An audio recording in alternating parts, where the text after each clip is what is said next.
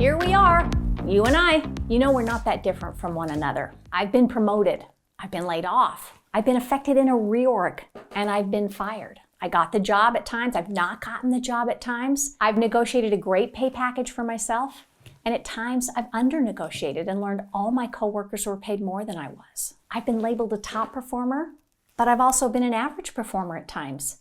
And I've been told I'm a terrible micromanager. I've also been told I was the best leader I ever had in my career. I've had epic failures and risks that have paid off that have gotten me promoted. And I've had some of the most wonderful mentors and managers I could have wished for, including working for Stephen R. Covey in my first role. And I've had managers that I want to torture the same way they tortured me. You have a similar list of ups and downs already building in your career.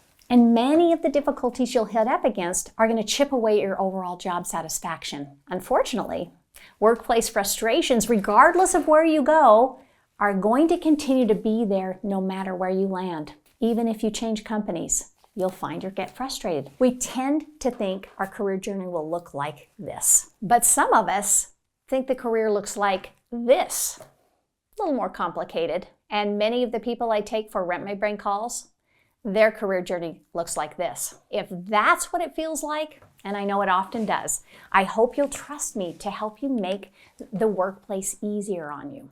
So here's just a short list of what you're going to learn. How to bypass the dysfunctions of a company and focus on making a difference. How to understand company politics and get ahead without playing all the games. How do you build a good relationship with a manager even if you don't like them? How do you become more promotable and move from entry-level to mid-level to senior-level roles? How do you create boundaries that keep you from getting tired and flaming out? How do you prepare the right skill sets and know what to work on to move from being tactical to strategic? How do you hold a high conflict conversation without putting your job at risk? That's a huge one. And how do you create compelling buy-in and executive alignment for your ideas? Lastly, very common, how do you win over a manager who doesn't see you at the next level? If you're skeptical, I get it. Let's start with a concept that will help open you up to new possibilities. It's called the reframe.